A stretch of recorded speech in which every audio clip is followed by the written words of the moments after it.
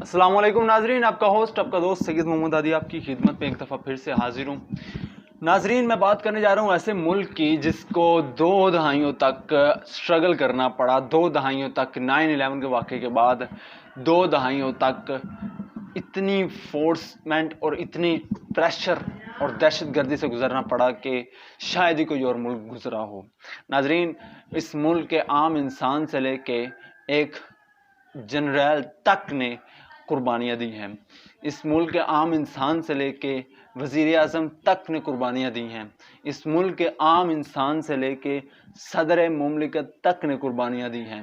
और इतनी कुर्बानियों के बाद आखिरकार ये मुल्क आज स्टेबल हो चुका है और ये मुल्क अपनी तरक्की की राह में गामज़न है।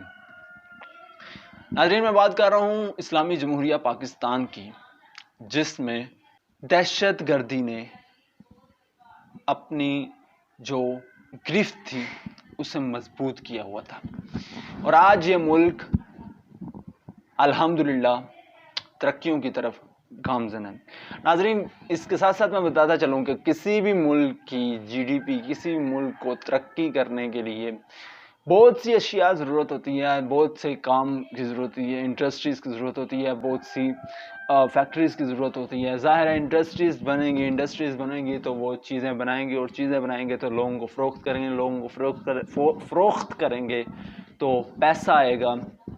मगर एक हर मुल्क को एक ऐसी चीज़ होती है जो कुदरत ने दी होती है, और कुदरत यानी अल्लाह ताला की ज़ात उस मुल्क को उस चीज़ से नवाजती है। उस चीज़ का नाम है हुस्न, कुदरती हुस्न।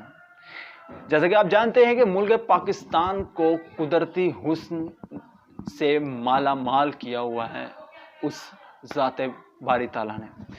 पाकिस्तान में ऐसे ऐसे जगह हैं जो दुनिया में कहीं भी नहीं मिलेंगी। ख्योड़ा का मुकाम देख लें या बाबूसर टॉप देख लें, आप मोहरन झील देख लें या फिर अताबा झील देख लें, जहाँ जहाँ आपकी नज़र पड़ेगी मुल्क पाकिस्तान अल्लाह ताला की कुदरत बयान कर रहा है कि वो ज़ाते बरहक, वो ज़ाते बारी ताला कितनी बाकुदरत है। और इसी टूरिज़म को फ़रोग़ देने की आजकल गवर्नमेंट भी कोशिश कर रही है। नाज़रीन, मुल्क पाकिस्तान बहुत से स्ट्रगल्स के बाद, बहुत सी मुशक्क़तों के बाद, बहुत सी जानों के कुर्बानियों के बाद आज इस मुकाम पे पहुंचा है कि दुनिया इसकी तारीफ़ करने पे मजबूर है। और हम बतौर पाकिस्तानी अगर सिर्फ अपने ऊपर अपने आप को देखते रहें, क्योंकि आजकल के दौर में हर बंदा अपना सोच रहा है। आजकल के दौर में हर बंदे की सोच ये है कि मैं ये कर लूँ, मैं कर लूँ। मगर नाज़रीन, आए मुझे और आपको इस मुल्क को संवारना है। मेरी और आपकी इस मुल्क को ज़रूरत है। इस मुल्क की एक जीडीपी इंक्रीज होगी और दूसरा, हर इंसान को कामयाबी के लिए एक ब्रेक की ज़रूरत होती है।